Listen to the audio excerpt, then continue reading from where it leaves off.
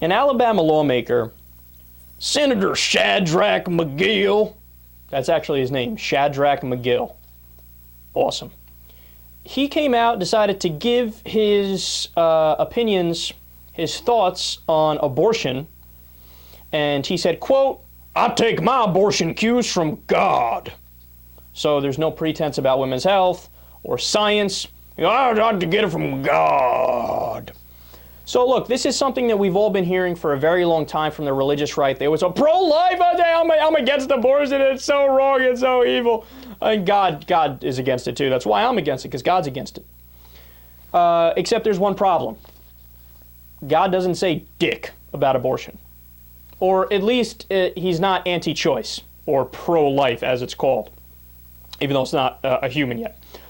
So some smart people have put together a whole bunch of Bible passages on the matter. In fact, all of the Bible passages that reference abortion. Come to find out, God is not pro-life. So, listen to this. The anti-choice crowd of this Shadrach McGill is part of, they point to 3 different passages. Now, most of them, keep it real, have no clue about any of the passages. They just heard from somebody, who heard from somebody, who heard from their pastor, you gotta be against abortion. And so they just, take that opinion. They took our jobs. So most of them don't know anything. But some of the people who defend this say, okay, there's 3 passages that we're referring to in the Bible that are pro-life. And 2 of the 3 simply acknowledge the fact that fetuses exist. And, there's a passage about kicking around in there, etc. Says nothing one way or the other about the viability of it, what the legality of it should be, or anything about actual abortion. It just acknowledges that fetuses exist. But I love how they're just like, aha, we got it. They knew that that was something that was possible to have a fetus in you, so obviously they're against abortion. Well, how do you draw that conclusion? They're putting that on it. It's not actually in the Bible. And then the other one, see, this is the best one in my opinion, because it shows you how disingenuous they are. So their favorite, most quoted passage on this is Jeremiah 1, 4 through 5.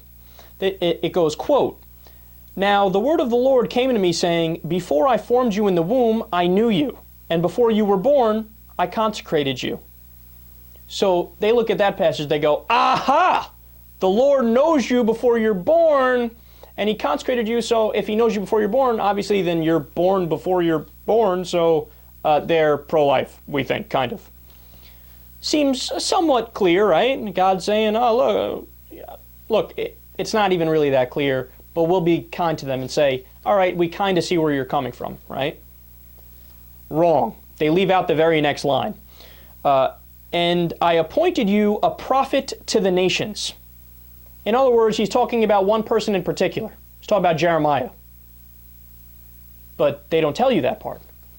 They just give you the first 2 lines, because the first 2 lines can be interpreted broadly and generalized out to, so everybody, I knew you in the womb before you were born, I consecrated you. So they extrapolate that to mean everybody. God knows everybody before they're born. They're like born before they're born, right? But he's talking about one person, not talking about everybody. So they're just wrong. There's no passages in the Bible that are pro-life. And you want to know the funny part? There are 4 or 5 passages that are pro-choice. This is awesome. So listen to this. This, by the way, this is putting aside all the infanticide, putting aside all the flat-out murder that God commits because he's a psychopathic lunatic, just focusing on abortion. Jeremiah 20, 14 through 17. "Cursed be the day on which I was born, the day when my mother bore me. Let it not be blessed. Cursed be the man who brought the news of my father, a son is born to you, making him very glad. Let that man be like the cities which the Lord overthrew without pity. Let him hear a cry in the morning and an alarm at noon, because he did not kill me in the womb. So my mother would have been my grave, and her womb forever great." And then in verse 18, he concludes on this with an anguished cry. He says, quote, "Why did I come forth from the womb to see toil and sorrow and spend my days in shame?" So this passage, amongst others, talks about how life is unhappy sometimes and painful and wicked, and they say that it's better to suffer a, quote, untimely birth, which is the way they referred to a miscarriage back then, than live a miserable existence, or worse, live as an evil unbeliever. That's awesome. And then, of course, the other passage widely known, Numbers 5, 11 through 31. But if you have gone astray while married to your husband, and you have made yourself impure by having sexual relations with a man other than your husband, here the priest is to put the woman under the curse.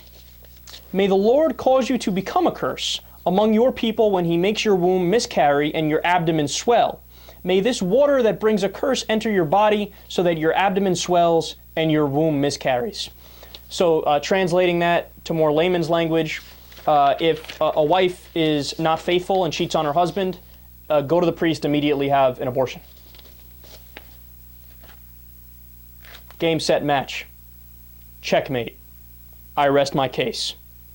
Right-wingers, as always, you never do your research, you never learn the facts, you never educate yourself. You just assume that what somebody told you from somebody else, from their pastor down the road, etc., it's got to be true, so I'll just pretend like God is anti-choice, pro-life, right? When in reality, there are 4 or 5 passages in the Bible that are in favor of abortion, quite plainly, and there are fully none that are so-called pro-life.